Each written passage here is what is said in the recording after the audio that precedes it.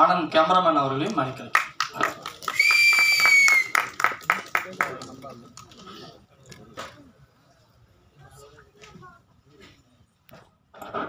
இயக்குனர் மணிஷர்மா அவர்களையும் மேடை கலைக்கிறேன்.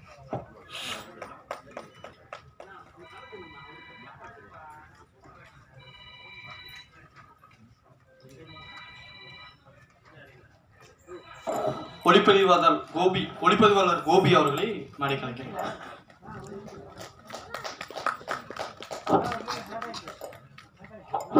MS பாஸ்கர் அவர்களையும் மேடை கலைக்கிறேன்.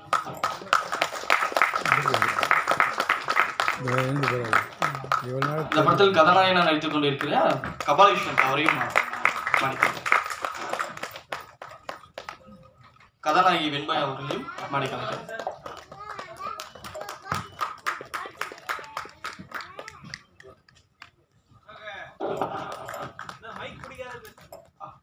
பிரியதர்ஷினி அவர்களும் மேடை கலைக்கிறேன்.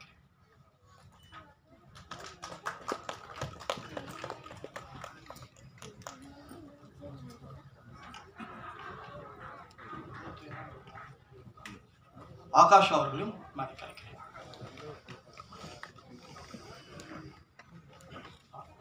இந்த விழாவின் சிறப்பு நாயகன் சொல்லலாம் SR ஹரி இசையமைப்பாளர் அவர்களையும்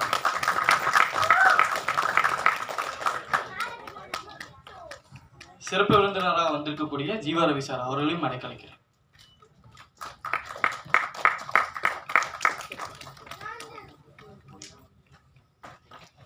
சிறப்பு விருந்தினராக வந்திருக்கும் லைசன்ஸ் பட தயாரிப்பாளர் ஜீவானந்தம் அவர்களையும் மேடை கலைக்கிறேன்.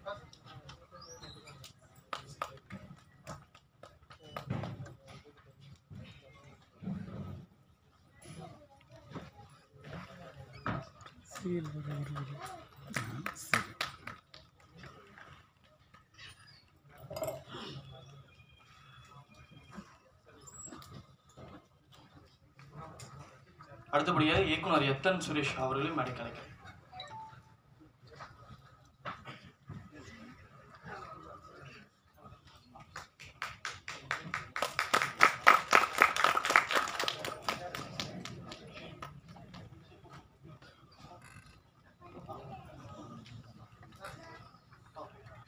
அடுத்தபடியாக இயக்குனர் மற்றும் நடிகர் முருகானந்தம் அவர்களையும் மேடை கலைக்கிறேன்.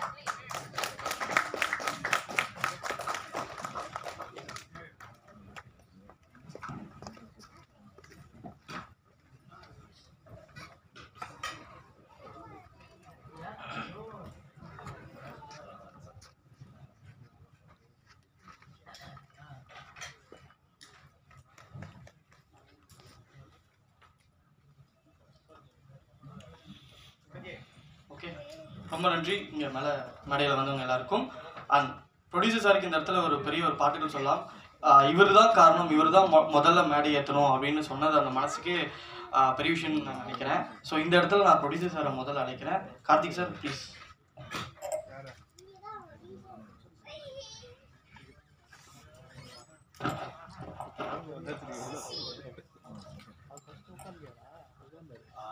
அனைவருக்கும் இனிய மாலை வணக்கம். இங்கே வந்திருக்க அக்ரன் சார்பாக இவ்வளோ பிஸிலையும் இன்னைக்கு மாலை நேரத்தில் வந்து எங்களுக்காக ஒதுக்கி மீடியா நண்பர்கள் மற்றும் அனைத்து உறவுகளுக்கும் என்னோட நன்றியை தெரிவிச்சுக்கிறேன். குறிப்பாக MS பாஸ்கர் சார், அப்புறம் வெண்பா, அருண் கே பிரசாத், அப்புறம் இவர் ஆகாஷ் வந்து டைட் ஷெடியூலில் வந்திருக்காரு. ஆக்சுவலி 4:45 அவர் கிளம்பிடும், ஸ்டில் நோ இங்கே இருக்கார். ரொம்ப நன்றி. அப்புறம் எனக்கு சில பேர்லாம் தெரியல, மன்னிச்சுங்க. நான் சினிஃபீல்டுக்கு புதுசு, மன்னிச்சுக்குங்க. எல்லாரும் பேர் என்னால் அனலைஸ் பண்ண முடியல. மிஸ்டர் கபாலி விஸ்வாந்த், ஆனந்த், அப்புறம் Hari music director, Priyadarshini, Muruganandam sir, Jeeva Ravi sir, Dhanapal and Senthil, அனைவருக்கும் என்னோட நண்பர்கள் வணக்கம். ஊடக நண்பர்களுக்கு என்னோட வணக்கங்கள், நன்றி, தேங்க்ஸ். அப்புறம் என்னோட ரோட்டரி நண்பர் கார்த்திக், அவரும் இதுக்கு ஒரு முக்கிய காரணம். இந்த படம் உருவாகிறதுக்கு மெயினாக இந்த படம் உருவாகிறதுக்கு முக்கிய காரணம் பார்த்தீங்கன்னா என்னோட நண்பர் கருப்பசாமி. நான் ஒரு நாள் கோயிலுக்கு போய்க்கிருந்தேன். போய்க்கிருக்க நேரத்தில் பார்த்தீங்கன்னா நண்பா ஒரு படம் ஒன்று எடுக்கணும் அப்படின்ற மாதிரி சொன்னார். எனக்கு ஐடியா இல்லை. நம்ம சினி ஃபீல்டில் ஆல்ரெடி நான் வந்து ஒரு இன்ஜினியரிங் டிபார்ட்மெண்ட்டில் இன்ஜினியரிங் சம்மந்தமாக நான் பண்ணிக்கிட்டு இருக்கேன். ஸோ ரெக்வஸ்ட் பண்ணாப்புல சரி நான் பண்ணலாம் அப்படின்னு சொல்லிட்டு போயிட்டேன். போனதுக்கப்புறம் மறுபடியும் என்கிட்ட இன்னொரு நாள் பார்த்து கேட்குறாரு, இது மாதிரி படம் பண்ணணும் அப்படின்ற மாதிரி கேட்குறாரு. கேட்கையில் சரி பண்ணலாம் அப்படின்னு சொல்லி கதை சொல்கிறேன்னாப்புல. கதைலாம் தேவையில்ல அப்படின்னு நான் போயிட்டேன். போனதுக்கப்புறம் மறுபடியும் பார்க்குறேன். பார்த்ததுக்கப்புறம் சரி ஓகே பண்ணலாம் அப்படின்னு சொல்லிட்டு சென்னைக்கு வர வச்சாச்சு. சென்னைக்கு வந்து மறுபடியும் என்கிட்ட கதை சொல்கிறேன்னு சொல்கிறாங்க. கதை எனக்கு வேண்டாம் அப்படின்னு சொல்லிட்டேன். அப்புறம் வந்து கம்பெனி ஒன்று ஆரம்பிக்கணும் அப்படின்னு சொல்கிறாங்க. எனக்கு தெரியாது, இது புதுசுனால எனக்கு தெரியாது. அப்புறம் நானும் திருப்புறம்ன்றோம், கருப்பசாமி திருப்புறம்ன்றோம், டைரக்டர் அருண்குமார் அவரும் திருப்புறம்ன்றோம். அப்புறம் இன்னொருத்தர் மணின்னு வந்து ஒருத்தர் இருக்கார், அவரும் ஒரு கேமராமேனு. ஸோ எல்லோரும் திருப்புறம்ன்றோன்னு சொன்னோடனே டக்குன்னு வித்தின் 2 செகண்ட்ஸோ 3 செகண்ட்ஸு ஓகே திருப்புறம்ன்றோம் குன்றம் அப்படின்னு சொல்லி அப்படி வச்ச பேர் தான் குன்றம் ப்ரொடக்ஷன். இந்த டைமில் அதை நான் சொல்ல விரும்புகிறேன். டைம் இல்லாத காரணத்தினால தேங்க்யூ, அனைவருக்கும் நன்றி.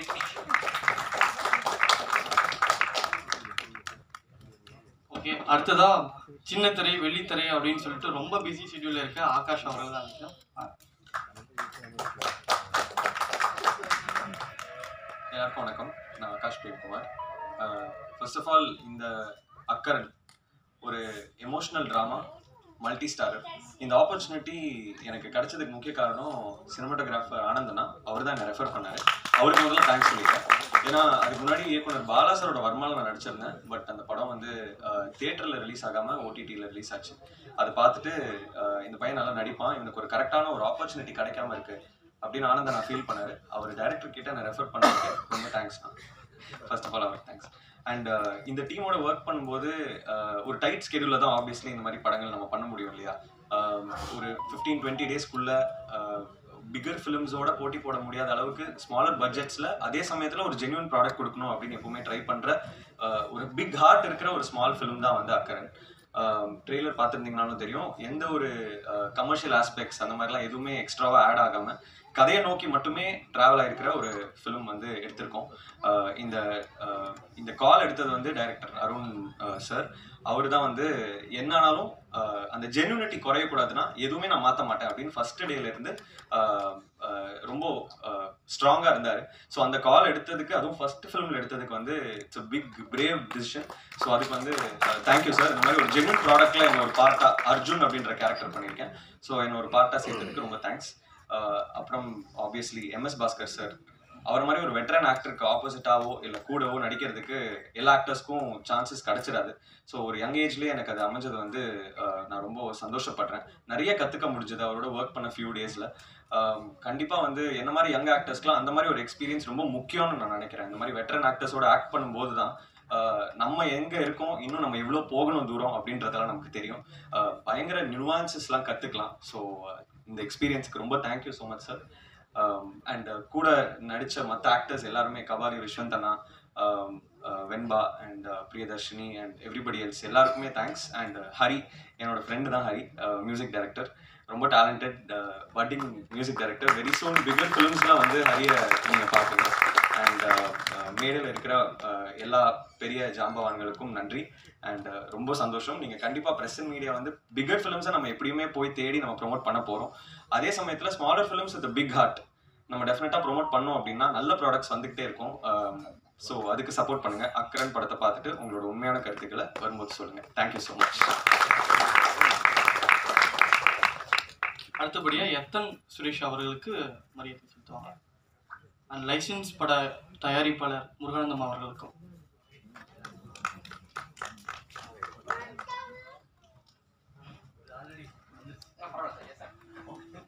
மறுபடியும் வாங்கிக்கோங்க, ஒன்றும் பிரச்சனை.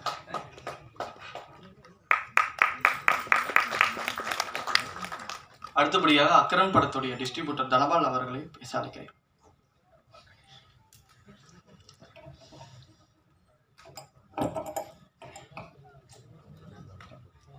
எல்லாருக்கும் வணக்கம். பத்திரிகை மற்றும் ஊடக நண்பர்கள், மேடையில் இருக்கும் ஆக்டர்ஸ், கலைஞர்கள் தொழில்நுட்ப கலைஞர்கள் எல்லாருக்கும் என்னுடைய மாலை வணக்கம். ஒரே ஒரு விஷயம், தடை. அந்த தடை எப்பொழுதும் நம்ம கூடவே வரும். அதை உடைக்க பழகிட்டோம்னா அதை நம்ம கண்டு மிரளும். அங்கே தான் வாழ்க்கையுடைய ஸ்டார்டிங் பாயிண்ட். ஏன்னா நிறைய விஷயங்கள் ஒரு ஓவர் நைட்டில் சில விஷயங்கள் நடக்கும். நம்ம நிறைய கேள்விப்பட்டிருப்போம், ஆனால் அதை அனுபவிக்கும் போது தான் தெரியும். அதெல்லாம் தாண்டி அக்கரன் இன்னைக்கு வந்து ஸ்க்ரீனில் நிற்கிது. மிக்க மகிழ்ச்சி. அப்புறம் இந்த படத்தை பற்றி ஒரே ஒரு விஷயம் மட்டும் சொல்லணும். என்னென்னா, எப்பவுமே ஒரு விதை, அந்த விதை என்பது மண்ணில் விழும்பொழுது தான் அது மரமாக வளரும். தவறி பாறையில் விழுந்துச்சுன்னா அங்கேயும் கண்டிப்பாக வளரும், ஆனால் அதுக்கு சில காலங்கள் எடுக்கும். எங்களுக்கும் அப்படி ஒரு சில காலங்கள் தான் எடுத்திருக்கு. ஆனாலும் ஒரு விஷயம், அப்படி காலங்கள் எடுக்கும் பொழுது எல்லாத்துக்கும் என்ன தோணுன்னா, ஒரு ஸ்டார் வச்சு பண்ணணும் அப்படிங்கிற ஒரு எண்ணம் வரும். ஆனால் எங்களுக்கு ஒரு நட்சத்திரம் கிடைச்சிருக்கிறாரு. எப்படின்னா, ஸ்டார்னா ஒரு படத்தில் தான் இருப்பாங்க. ஐயா பாஸ்கர் சார் அவர்கள் ஒரு நட்சத்திரமா அவர் இருக்கிற எல்லா படங்கள்லையும் அவர் ஜொலிச்சுக்கிட்டே இருக்கிறாரு. இதில் முக்கியமாக இன்னொரு விஷயம் நாங்கள் குறிப்பிட வேண்டியது இருக்கு. என்னன்னா, பேசிக்காக நான் வந்து ஒரு உதவி இயக்குனர், அசிஸ்டன்ட் டைரக்டர். ஒரு அசிஸ்டன்ட் டைரக்டர் அடுத்தது டைரக்டர் தான் ஆகணும். நான் ஏன் டிஸ்ட்ரிபியூட்டர் ஆனேன் அப்படிங்கிறது மட்டும் ஒரு சின்னதாக ஒரு சின்ன ஒரு விஷயம் இருக்குது. அதை மட்டும் நான் சொல்லி நான் கண்டிப்பாக இந்த இடத்துல அதை பதிவு பண்ணி ஆகணும். என்னென்னா, என்னை நம்பி என்னுடைய நண்பர் ஒருத்தர் படம் பண்ணுறதுக்கு தயாராக இருந்தார். அப்போ உருவாக்கின அந்த கம்பெனியுடைய பேர் தான் தமிழ் சினிமாஸ்.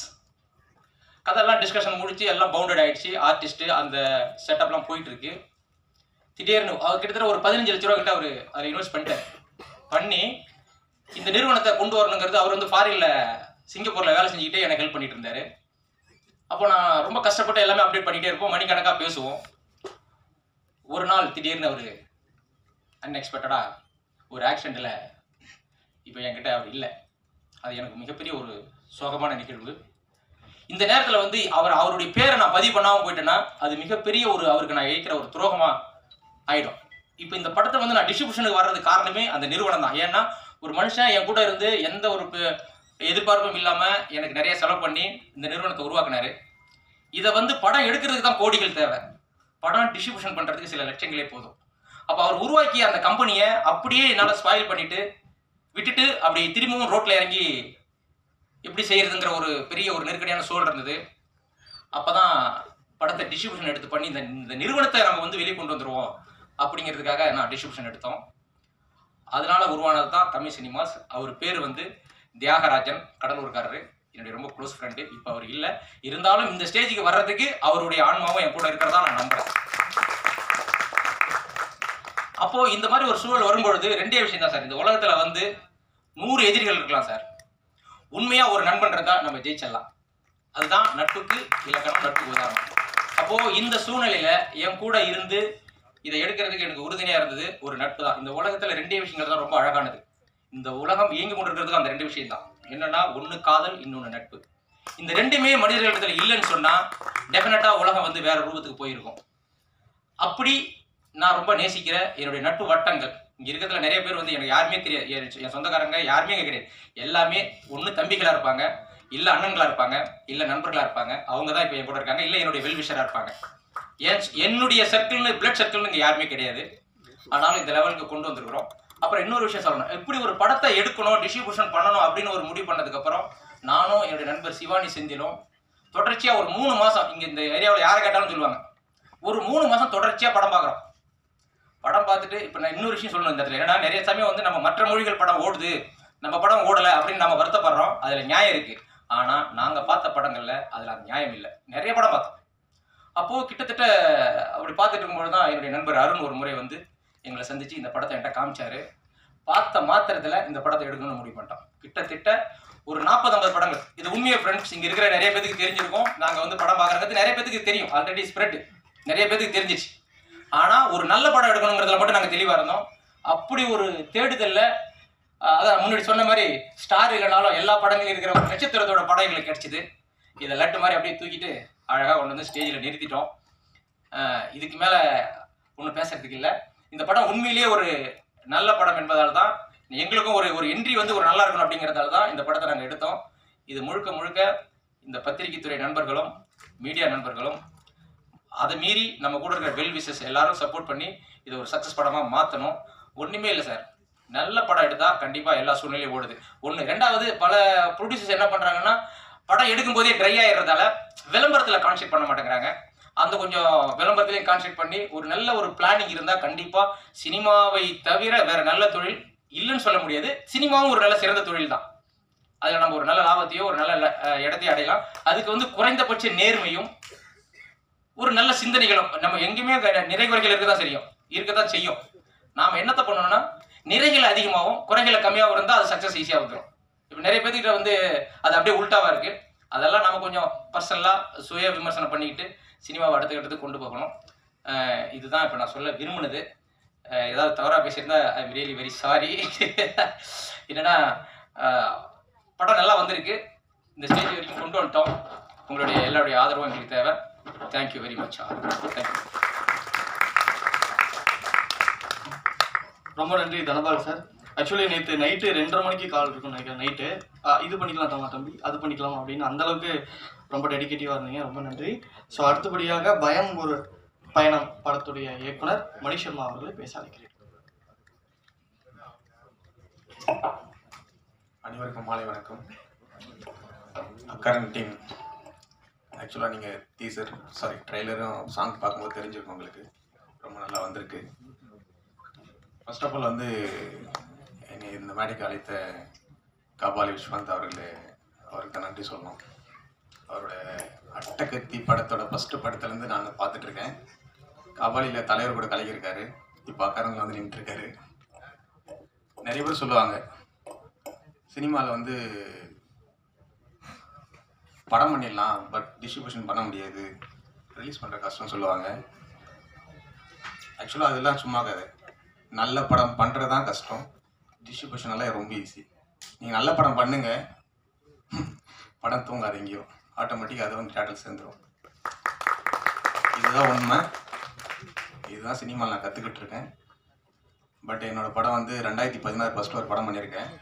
பட் ஒரு ஆவரேஜ் படம் தான் என்னால் ஒத்துக்க முடியும். ஏன்னா சூப்பர் ஹிட் படம் பண்ணியிருந்தால் இன்னத்துக்கு நான் வெளியில் நின்று இருப்பேன். பட் அதுக்கான தேடல்கள் இவ்வளோ நாள் ஆச்சு. பட் அடுத்தோட ப்ராஜெக்ட் கூடி சீக்கிரம் உங்ககிட்ட விரைவில் வரப்போகுது. மிஸ்டர் கபால் விஸ்வந்த் தான் லீடாக பண்ணுறாரு. அதில் ப்ரொடக்ஷன் சைட்லேருந்து அஃபிஷியல் நியூஸ் வரும். தேங்க்யூ.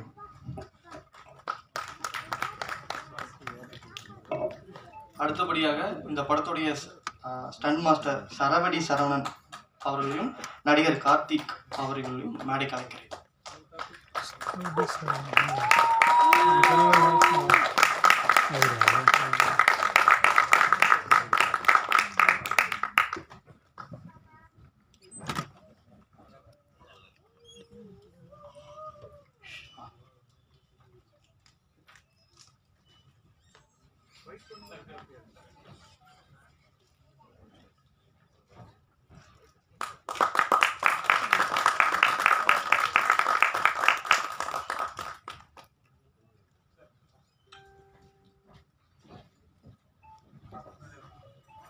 அடுத்தபடியாக நடிகர் இயக்குனர் முருகானந்தம் அவர்களை பேச அழைக்கிறேன். பத்திரிகை ஊடக நண்பர்களுக்கு வணக்கம். இந்த படத்துக்கு நான் முதல்ல எடுத்தோன்னே படத்தை பற்றி பேச ஒரு 2 நிமிஷம் பேசிடுறேன். முதல்ல கேப்டன் அவர்களை காட்டின அந்த பாடல் உண்மையை கண்ணு கலங்குற மாதிரி ஆயிடுச்சு. அது முதல்ல அதுதான் பாஸ்கர் சார். ரொம்ப நன்றி சார், ரொம்ப நன்றி சார். ஏன்னா நான் கொஞ்ச நாளைக்கு முன்னாடி வரைக்கும் அந்த டிவியில் கேட்டு அப்படி ஒரு மாதிரியாக இருந்தது. மறுபடியும் டக்குன்னு கேட்டவுடனே அந்த பாட்டுக்கும் அதுவும் சாரும் போனதும் பயங்கர அந்த ஆத்மா அவங்க சொன்ன மாதிரி கண்டிப்பாக அந்த படம் ஹிட் ஆகிறதுக்கு பக்கத்தில் இங்கே தான் இருப்பார்னு நினைக்கிறேன் சார். அதுவும் அப்புறம் சிவாஜி சாரை வீட்டுக்கு காட்டினதும் ரொம்ப நல்லா இருந்தது. இடையில இந்த டிஸ்ட்ரிபியூட்டர் பிரதர் பேசும்போது இறந்து போன தியாகராஜன் அவர்களுக்குன்னு சொன்னார். இருக்கிறவங்கள பற்றி பேசி அதனால் பயனடைகிறது எவ்வளோ இருக்குது, இல்லாத ஒருத்தர் சொல்லி அதை சொன்னதுக்கு அவருக்கு ரொம்ப நன்றி. இந்த மாதிரி நிறையா பிரதிபலன் பாராமல் இங்கே பேசிகிட்டு இருக்காங்க. ஒரு குடும்பம் மாதிரி இருக்குது. அதுவே முதல்ல நல்ல ஒரு இதை ஏற்படுத்துது. ரெண்டாவது ப்ரொடியூசர் பேசும்போது ஒரு கோயிலுக்கு போனேன் அப்படின்னு ஏதோ ஒரு நம்ம வீட்டில் பேசுகிற மாதிரி பேசுகிறாரு. உங்களுடைய நல்ல மனசுக்கு கண்டிப்பாக ஜெயிப்பீங்க சார். ரெண்டாவது படத்துடைய ட்ரெய்லர் பார்க்கும்போது அந்த கடைசி ஷாட் நடந்து வர்றாரு பாருங்க, MS பாத்து சார், சூப்பர் சார்.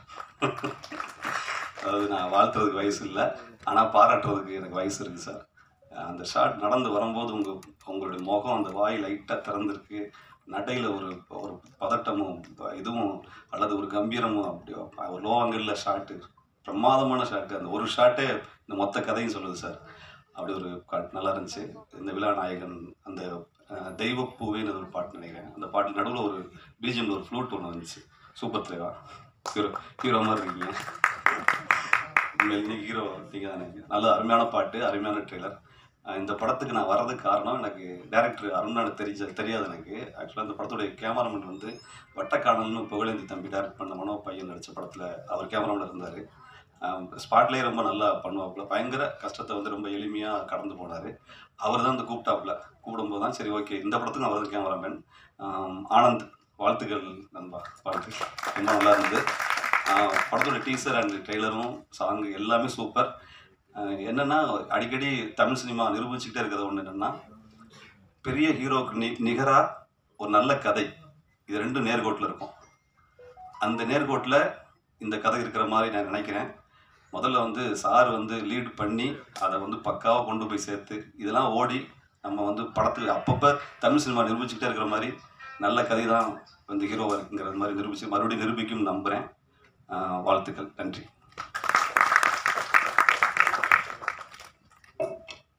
அடுத்தபடியா ஏவன் படத்துடைய ஒளிப்பதிவாளர் கோபி அவர்களை பேச அழைக்கிறேன். அனைவருக்கும் வணக்கம். பாஸ்கர் சாரோட நான் ஏவன் ஒர்க் பண்ணியிருக்கேன். சார் வேறு லெவலில் இருக்கும். நாங்கள் ஸ்பாட்டில் சிரிச்சிட்டே இருப்போம். அந்த மாதிரி அந்த அளவுக்கு வந்து ஃபென்டாஸ்டிக்காக பண்ணியிருப்பார். சார் வந்து அப்படியே இந்த படத்தில் வந்து ஆப்போசிட்டாக வேறு லெவலில் எமோஷனலாக பண்ணியிருந்தார். சார் சொன்ன மாதிரி அந்த லாஸ்ட் ஷாட்டில் நடந்து வர்றது வந்து வேறு லெவலில் இருந்துச்சு. இந்த படத்தில் வந்து நிறைய பேர் எனக்கு பரிச்சயம். மியூசிக் டைரக்டர் ஹரி எஸ்ஆர், அவரோட காலங்களில் அவள் வசந்தம் வந்து ஒர்க் பண்ணியிருந்தேன். ஃபென்டாஸ்டிக் மியூசிக் டைரக்டர், ரொம்ப அற்புதமாக வந்து இந்த படத்தை பண்ணியிருக்காரு. அண்டு இந்த படத்தோட காஸ்ட் அண்ட் க்ரூ ரொம்ப அழகாக பண்ணியிருக்காங்க. And all the best team. Thank you. அடுத்தபடியாக லாவர்தன் அவர்களையும் விமல் சுந்தர் அவர்களையும் நான் கிடைக்கிறேன்.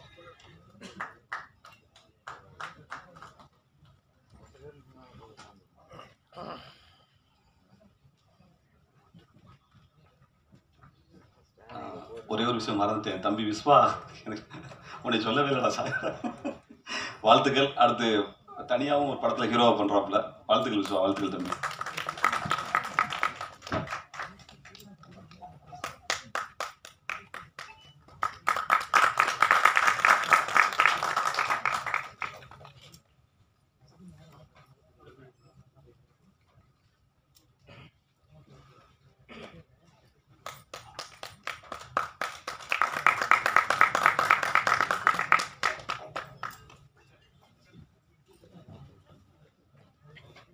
அடுத்தபடியாக நம்ம ட்ரெய்லரில் பார்த்தோம், விஷுவல்ஸ்லாம் ரொம்ப நல்லா இருந்தது.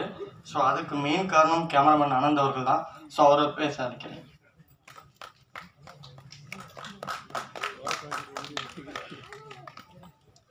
வருகை இருந்திருக்க அனைவருக்கும் முதல்ல நன்றி தெரிவித்துக் கொள்கிறேன். வருங்கால இயக்குனர்களுக்கும் ஒளிப்பதிவாளர்களுக்கும் நன்றி.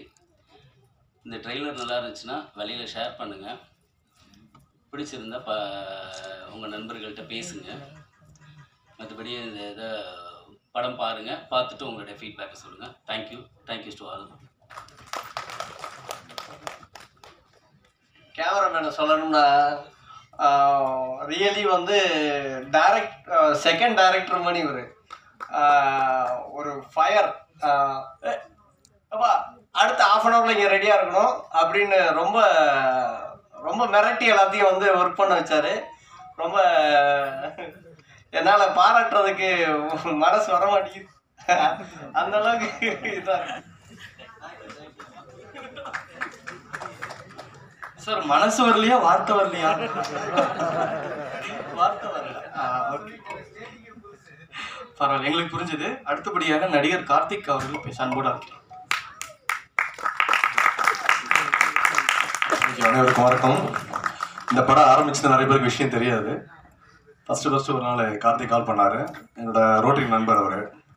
கால் பண்ணிவிட்டு நண்பா ஃப்ரீயாக இருந்தீங்கன்னா ஆஃபீஸ் ஒரு படம் ஒன்று ஸ்டார்ட் பண்ணுறேன் அப்படின்னாரு. வந்து அப்போ தான் அருணை ஃபஸ்ட்டு பார்க்குறேன். அருண் ஒரு ஸ்டோரி சொல்லிவிட்டு யார் அருண் ஹீரோன்னு, என் தலைவன் தான் ஹீரோன்னாரு. யார் அந்த தலைவன் கேட்டேன். எம்எஸ் பாஸ்கர் தவிர வேறு யாரும் கிடையாது, வேறு யாரும் இந்த படத்துக்கு பண்ணவே கூடாது அப்படின்னு அவர் ஃபஸ்ட்டு ஆரம்பித்தார். அதுக்கப்புறம் அண்ணனோட சிஸ்டர் பையன் மது என்னோட க்ளோஸ் ஃப்ரெண்டு, நானும் நிறைய ஒர்க் பண்ணியிருக்கோம். அவங்ககிட்ட பேசி அப்பாயின்மெண்ட் வாங்கி அண்ணனை போய் பார்த்தோன்னே அண்ணன் உட்கார வச்சு வீட்டில் காஃபியெல்லாம் கொடுத்து சரி இந்த படம் பண்ணலாம்ப்பா, எத்தனை நாள் கால் ஷீட் வேணும்னு கேட்டார் அண்ணன் ஃபஸ்ட்டு. அருண் அதே மாதிரி சொன்னார். ஆனால் அந்த டேட்டில் கரெக்டாக முடிச்சு கொடுத்தாரு. அண்ணனோட ஒர்க் பண்ணது எங்களுக்கெல்லாம் பெரிய பாக்கியம். அதை விட பெரிய விஷயம், எந்த கதையினா எதுவுமே தெரியாது, இந்த படத்தை பற்றி ஒரு பிட்டு கூட தெரியாத ஒரு விஷயம். கார்த்திக் கருப்புசாமின்னு ஒரு நண்பனுக்காக அந்த படம் எடுத்தால் ஒரு 25 குடும்பம் நல்லா இருக்கும்ன்ற ஒரே காரணத்துக்காக இந்த படத்தை எடுத்தான். இந்த படம் ரிலீஸ் பண்ணுறதுக்கு அவன் எவ்வளோ கஷ்டப்படான்னு எனக்கு நல்லாவே தெரியும். ஏன்னா கூட நான் ட்ராவல் பண்ணியிருக்கேன் இந்த படத்தில் ஒவ்வொரு ஷூட்டிங்லாம் கூட நான் இருந்திருக்கேன். முதல்ல உணவு, கேப்டன் சார் எப்படியோ அதே மாதிரி தான். உணவில் எந்த ஒரு சின்ன குறை கூட கிடையாது. ஒரு மட்டன் வாங்கினா கூட அவனே சொந்தமாக வாங்கிட்டு வந்துடுவான். வாங்கிட்டு வந்து ப்ரொடக்ஷனில் இருக்க எல்லாருக்கும், யூனிட்டில் இருக்க எல்லாருக்குமே ஒரே சாப்பாடு தான். இந்த பாகுபாடு, ஹீரோயின் அவங்களுக்கு தனியாக அதெல்லாம் எதுவுமே கிடையாது. எல்லாரும் ஈக்குவலாக பார்த்து ட்ரீட் பண்ண நல்ல மனிதன். இந்த படம் வெற்றி பெற்று இவன் இன்னும் நிறைய படம் பண்ணன்றது எங்களோட ஆசை. Thank you all, thank you Akkaran team, thank you thank you so much. அடுத்தபடியாக பாடல்கள் ரொம்ப முக்கியமாக நல்லா வரணும் அப்படின்னா அதுக்கு பாடலாசிரியர் ரொம்ப முக்கியம். ஸோ லாவர்தன் அவர்கள் பேச அன்போட இருக்கேன்.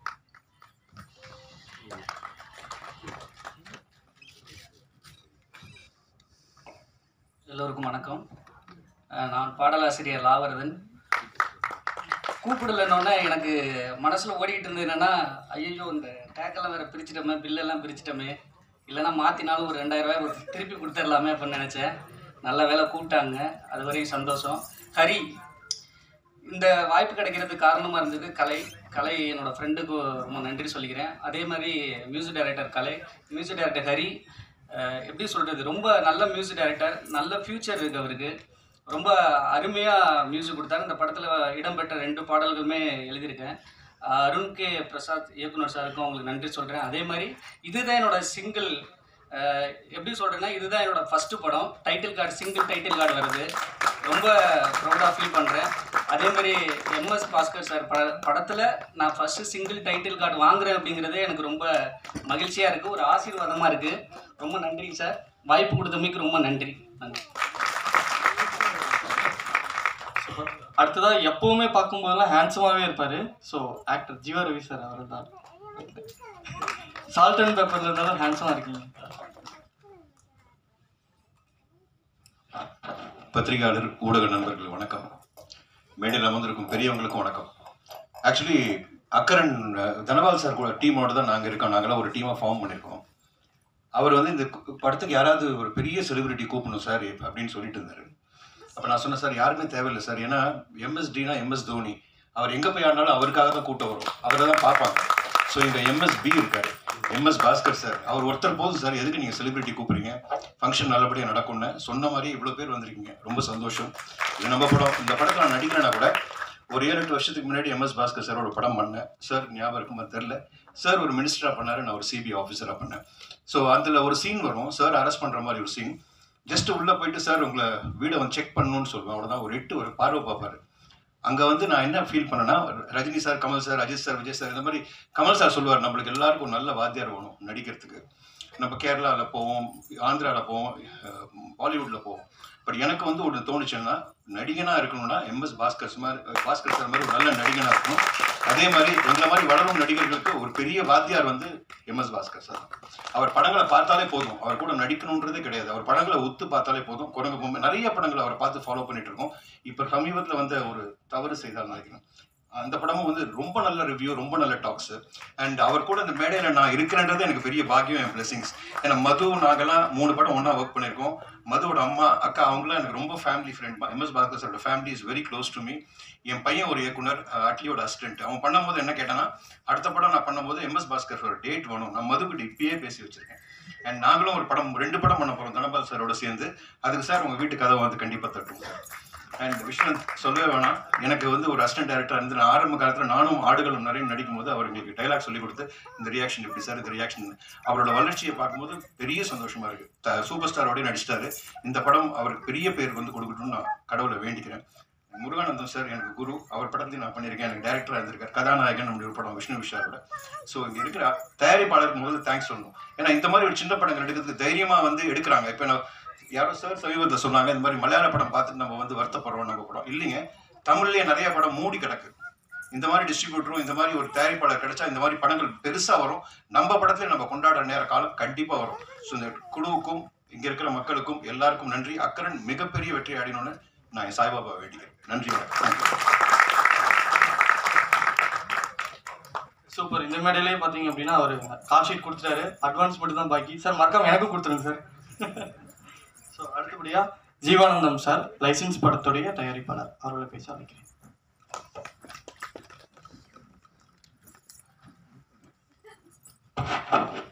சார் மாலை வணக்கம் எல்லாருக்கும். என்னை இந்த விழாவுக்கு அழைத்த தனபாலன் சாருக்கு முதல்ல என்னுடைய நன்றிகளை தெரிவித்துக் கொள்கிறேன். நான் எம்எஸ் பாஸ்கர் சாருடைய பெரிய ஃபேனு. பார்க்கிங் படம் பார்த்துட்டு இப்போ வில்லத்தனமாக நடிக்க முடியுமா? உண்மையாகவே ஒரு வீட்டில் காரை பார்க் பண்ணால் எவ்வளோ பிரச்சனை வரும், டென்ஷன் வரும். அது உண்மையாகவே வாழ்ந்து காட்டினார். அந்த படத்தை 2-3 ட்ரிப்பு நான் ஓடிடிலே பார்த்தேன் சார். பெரிய ஃபேன். ஒரு படம் நான் ஆக்சுவலாக லைசன்ஸ் படம் பண்ணியிருக்கேன். அடுத்து ஒரு ஆன்லைன் கேமில் சூதாட்டத்தில் என்ன பிரச்சனை வரும் படம் பண்ணி முடிக்க போகிறேன், முடிச்சிட்ருக்கேன். கண்டிப்பாக உங்களை வச்சு ஒரு படம் பண்ணணும் சார். நிச்சயமாக ஜீவராஜ் சார் சொன்ன மாதிரி டெஃபினட்டாக எம்எஸ் பாஸ்கர் சார் வச்சு ஒரு படம் பண்ணணும். இந்த படத்துடைய ட்ரெய்லரை பற்றி நிறையா தனபால் சார் நிறைய ஷேர் பண்ணிகிட்டே இருப்பார். டெய்லி ஏதாவது ஒரு கிளிப்பிங்ஸு, ப்ரொமோஷன்ஸ் இதை பற்றிலாம் பண்ணிட்டு